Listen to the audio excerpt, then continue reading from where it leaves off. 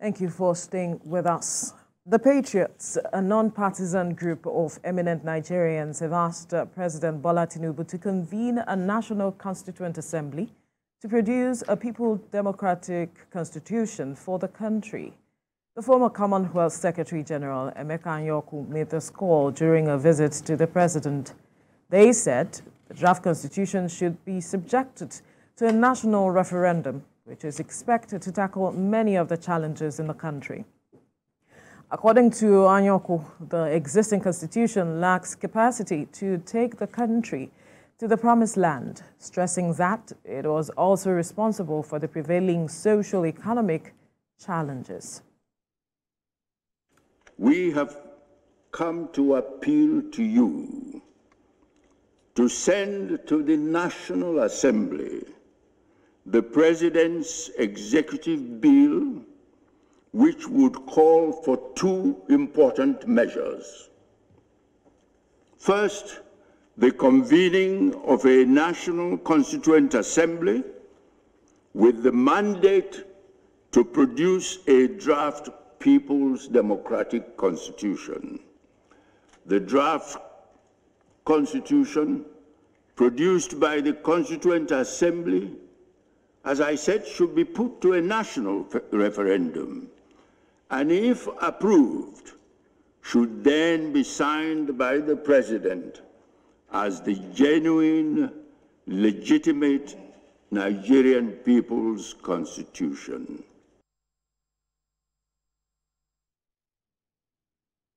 Joining us in the studio for this conversation is a lawyer and public affairs analyst, Fred Nzako. Fred, good morning. Good morning. Thank you. Good morning. Thank you for joining us. Now, is a new constitution the antidote to Nigeria's challenges? Well, when the challenges have refused to go, people are bound to think in diverse ways, trying to find solution to the myriad of problems challenging Nigeria as a state. But whether the issue of new constitution will address the challenge is debatable, and only time will tell, because Nigerian political history is replete with every government since 1960 had tried to get one constitution or the other. You had the independent constitution of 1960, which was the only constitution that was discussed by Nigerians after the London Conference of 1959. Then you had the Republican Constitution of 1963, which had in it a referendum that led to the creation or the birth of the then Midwestern state, from a Midwestern region, from the old Western region. That was the only constitution that you could say Nigerians really sat together to say this is what we wanted under the referendum process. Then there came the Civil War, and everything now collapsed between 1966 and 1970. And following, well, not even the Civil War, the coup d'etat that killed the first leaders of the First Republic, that now led to Decree 34, that had now brought unitary system under the then head of state, General Aguiyi Ironsi. Then when Ironsi now left, at the end of the day, Gowon took over. Between 1967 and 1975 of Gowon, there was experiment in constitution making. 1975, Gowon, under the pressure by Nigerian and the international community, established the Constituent Assembly, headed by then Chief Anthony Enahoro. They couldn't finish their work, and Gowon was toppled. Then Moritara came in. Moritara couldn't do anything because he just was a short span of 6 months. When the Obasanjo government came in, between 1975 and 1979, right, especially 1976 to 1979. In 1977, Obasanjo again tinkered with the idea of a constitutional conference. And then there was a 1978 constitutional conference, which was headed by I've forgotten the leader. But then, after Obasanjo's government, Honorable Jose Anthony Aniagolo, then after Obasanjo's government came, that one didn't satisfy Nigerians. Then came the civilian rule. As a matter of fact, the 1978 conference was the one that gave birth to 1979 Constitution. And that one was headed by Honorable Chief F.R.A. Williams in 1978. Now, it was only then.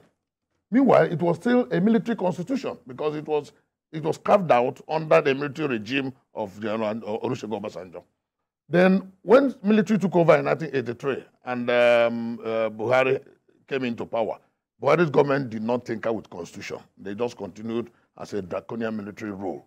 But when Babangida took over from Buhari, in a bid to assuage the feelings of the people, he now went into constitution law and lawmaking process. In the first instance, he said that he will hand over in 1990.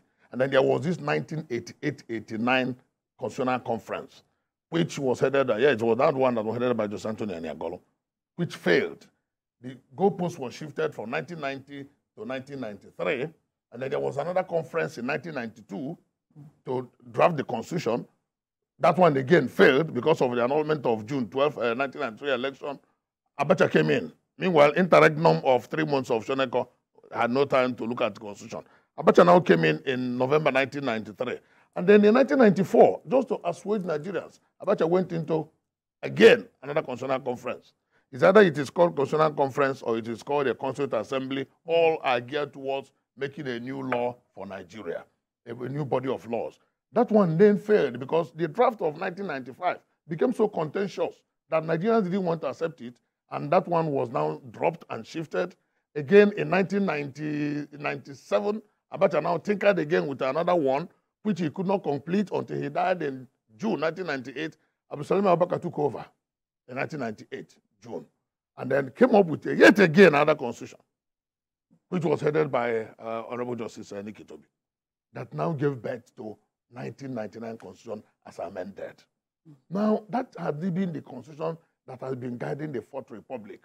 So, from all these historical perspectives of Nigerian lawmaking process in the constitutional drafting and the rest of them, you see that every government has tinkered with the Constitution at one time or the other.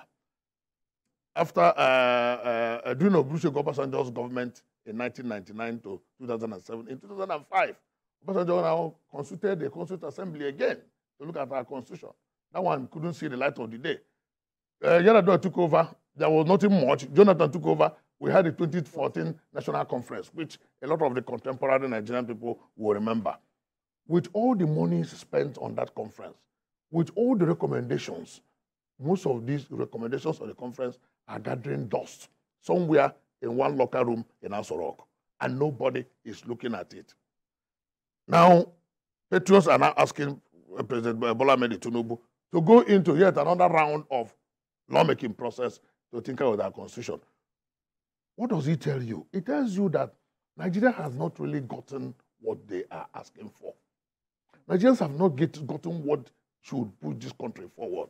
And that is why there are cacophony of voices. Some will tell you, let us go back to the Republican Constitution of 1963. Some will say, oh, even if we pick the Constitution, we should not go back to the English system of government, which is the type of parliamentary system of government which held sway in 19th century's Constitution. But some will say, look, the presidential system that we operate, let us make it work. And that is why some people will believe it is not even the Constitution or that is the problem, that it is the Nigerian people who are implementing and operating this Constitution. Such school of thought will argue that in England, for example, in Britain, they don't have a written Constitution, but they have a body of laws, essentially coming out from the experiences of the people and judgments of court and the rest of them. If you see the American Constitution, it's just a few pages. But you see the Nigerian Constitution is this big. Even as big as it is, it has gone through a lot of amendments. The amendments themselves have become another body of rules that is also as big. Yet, implementation is the major problem. So, in as much as we have not gotten on paper what will drive Nigeria's development, bring Nigeria's unity, and ensure that Nigeria is the country that we want it to be, it is not yet the issue of documentation, but the issue of the people. So how do you now move the people without the laws? Okay. That is where the challenge lies. Okay, we'll get to that point when we return from this break. Stay with us.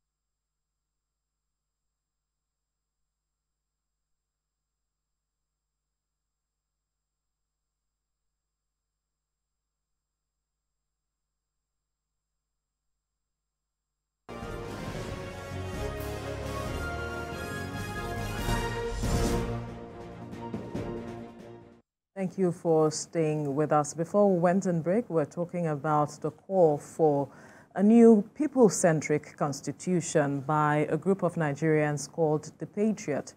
And in the studio with us talking about this is a lawyer and public affairs analyst, Fred Nzako, who went back in history, how far we have come to this point, how many times we've tried to tinker with the Constitution, and if really that is what Nigerians, what the challenge is, or the fact that we need a body of laws that can move Nigerians to where they should be. That was, I think, your last statement before we went on the break. Now, the Patriots are calling for a people-centric constitution that recognizes our plurality, as they call it. If we are talking about that, we need to break it down to really, for Nigerians to understand, what do we mean by people-centric? What is that reflection that will tell us that, oh, this constitution is actually people-centric? And can we even have something that will benefit everyone as a country? You know, the 1999 constitution which you operate has been criticized as being a body of lying documents, that the preamble on its own. We the people has told a lot of lies, because there was never a time we the people came to make that constitution. But there was a Constituent Assembly that led to that in 1998. The challenge there is that after the Constituent Assembly has packaged the draft and handed over to the military now set up a small panel to review and release a white paper on that constitution.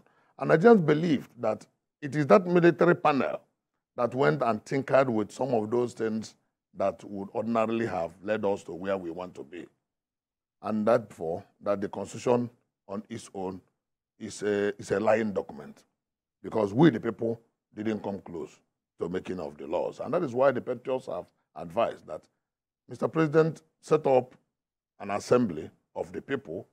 They looked at about 109 people to be selected or to be elected, from all the strata of the society to draft a people-centric constitution. And what is people-centric?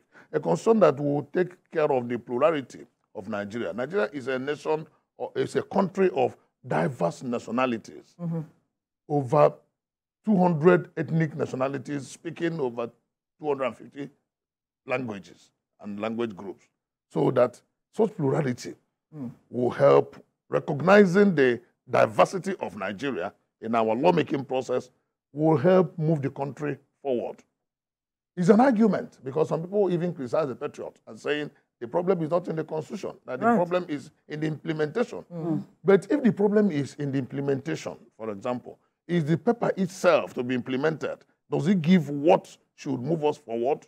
Does it reflect the people's centricity that we're talking about? Does it reflect the plurality and diversity of our nation? The Patriots believe that examples of countries like India, with huge population and diverse nationalities, that they have managed their own plurality through the making of their laws. Also, a country like Canada, of course, we call that Emeka Anyaoku was Secretary General of Commonwealth for years. So he knows what he's talking about when he talks about countries that were under the Commonwealth of States. So a country like Canada managed their diversity and their plurality, and they came up with a constitution that is moving the country forward. And he now also gave a negative example of Czechoslovakia that could not manage their diversity, and they had to break into Czech and Slovak Republic, and Yugoslavia that fought wars and broke into fragments of countries, Serbia, the rest of Montenegro, all of them that were initially Yugoslavia, and it now came down to Africa. That the challenge with Sudan is the challenge of lack of management of the plurality of the people. So if you now look at all those examples, you bring it back home. What has made Nigeria to be decaying by the decade?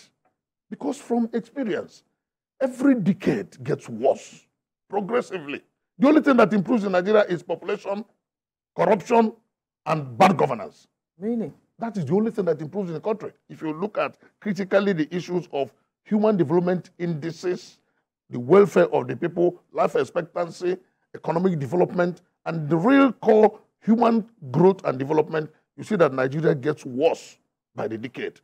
The 60s were better than the 70s.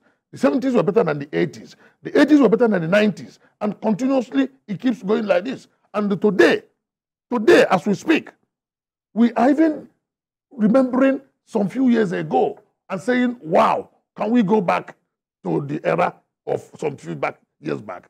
It is the structure that is not allowing this country to move. And that is why you will not, if you want to criticize the patriots, you will have to be very considerate that if the people have not been able to implement what we have, how do we make them to implement it? How do we make the document to be to help itself? Because the 1999 Constitution does not help itself. Today we are talking about, in the news today, the jumbo salaries of National Assembly, and the guys are saying, sorry, the honorable members are saying, we didn't fix it. Yes. That it was fixed by the Revenue Mobilization and Fiscal Commission. The commission said, we did not. So who now fixed it? Some of these loopholes are being capitalized on by the human beings that implement the Constitution. And then the patriots are looking at a situation where we can screw up the knots and tighten the loopholes. But if we now go back in history, is there anything wrong by bringing all the various reports of the various constitutional conferences that we've had since 1960 to date? That's a big question. And then look at all of them, sift through and take away the juice and the ingredients and try to see how we are going to juxtapose it with the current structure that we have. I've always maintained that this 6 geopolitical structure that we have is very fertile for us to engineer our political arrangement. Instead of having 36 states, we can have 6 administrative states. Call it whatever you call it regions, call it states, call it zones, but it will shrink the bloated bureaucracy of government, because that has been identified as one of the causes of retardation in Nigeria. Because while the population is increasing, the productivity is not increasing commensurately.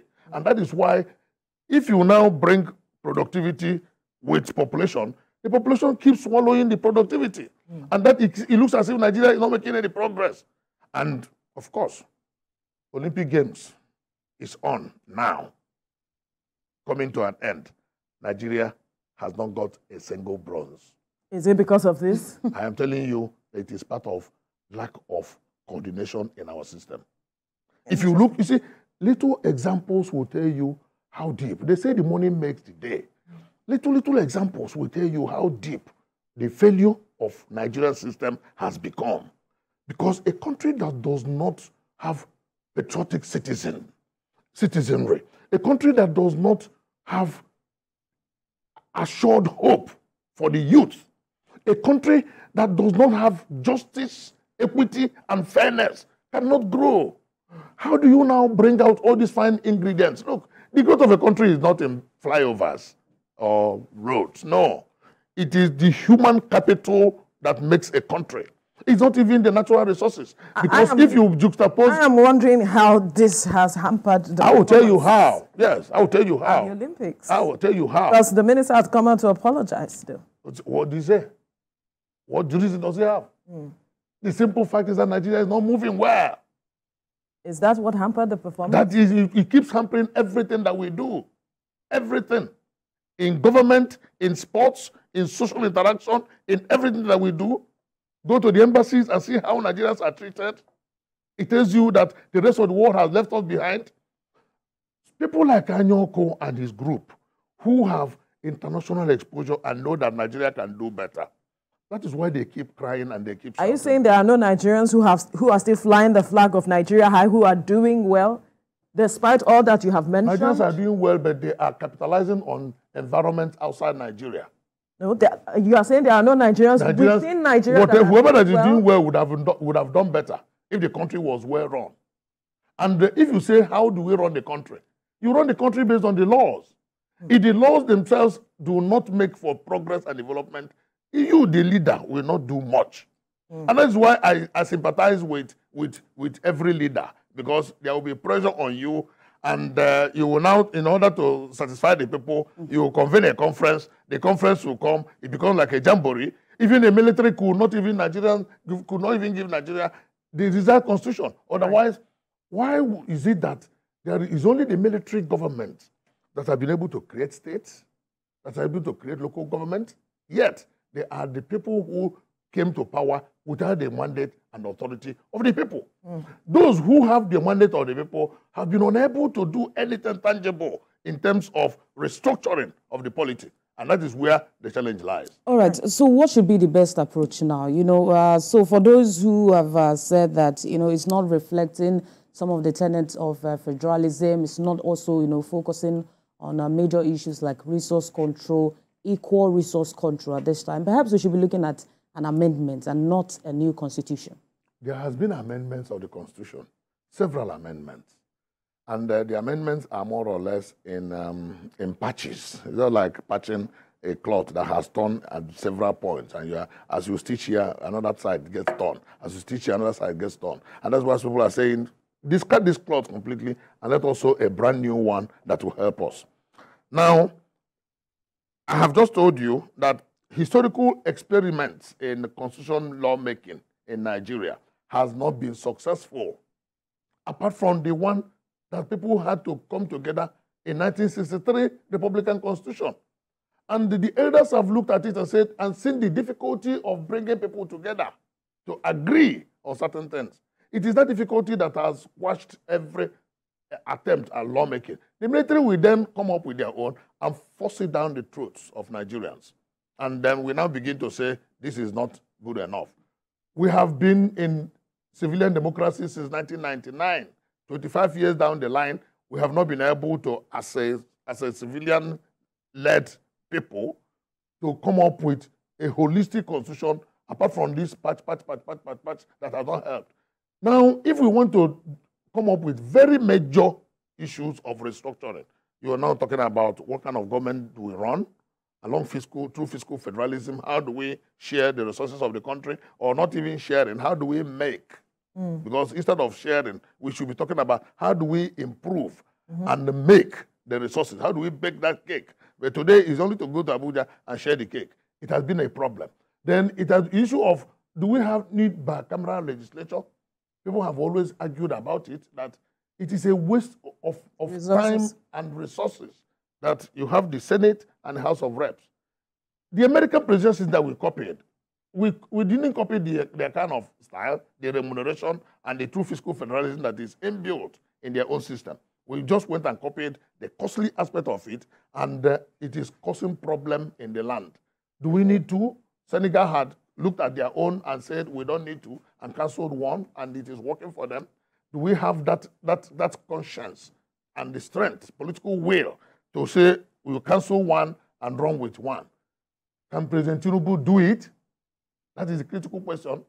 Going by the nature of Nigerian politics, can he do it? And that is why, you see, you don't throw away every shade of opinion. Some people have advocated for what they call benevolent dictatorship that will come and strengthen the issue and make sure that Nigeria is structured along the line of true fiscal federalism. But if you go through the historics and the trajectory of Nigerian constitutional lawmaking process, you will find it difficult to say this man can do that or the other man can do that. Nigeria is in a very terrible quagmire. Very terrible quagmire. So it needs a leader who will not mind any cost. So you're saying but strengthen the country along the line of this change of the constitution, or having a new constitution, and all that you have said that reflects the interests of the people, cannot be done by this administration? Is that what you're saying? I'm not saying they cannot do it. I'm only saying they need to brace up to be able to do it. How do you mean? Quickly. Brace up, forget any challenges that may come along the line, because challenges will come. Like what? Challenges of acceptance, challenges of agreement. But if I were to advise the government, I would say, don't go to begin to reinvent the wheel. Go and pick up all other constitutional conference reports. Set up a committee that will look at all of them and advise the government on the nitty-gritty. And the only thing you have to do, pass it to a referendum. It is only that referendum that will now give it the general mandate of the people. And then if that is the only thing this government will achieve in office and achieve it well, I can tell you the government would have reset Nigeria on the path of progress, growth, and development. Let's also, forget some of the inherent issues like corruption. You also mentioned the issue of patriotism, which, to an extent may have, affected implementation. And so if we are going to have a new constitution, some of these factors will still remain in place.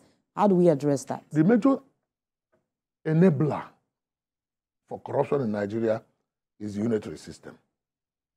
Unitary system in the sense that everybody is like a rat race, scramble for and the partition of Nigerians' wealth. Just like the way Europeans scrambled for and partitioned Africa in 1894 Berlin Conference. They had no love for Africa. They were only interested in what would come to their countries. The same way Nigerians of today are scrambling for national wealth and national resources. So it's about personal interest. And the creation of that wealth comes as a second fiddle. It does not take the upper consideration. But what do we get out of it? So it's about personal interest. And that is why, how can Nigeria be producing over 2.5 million barrels of crude every day, and only 1.2, 1.3 goes to government, and the other 1.2, 1.3 is stolen?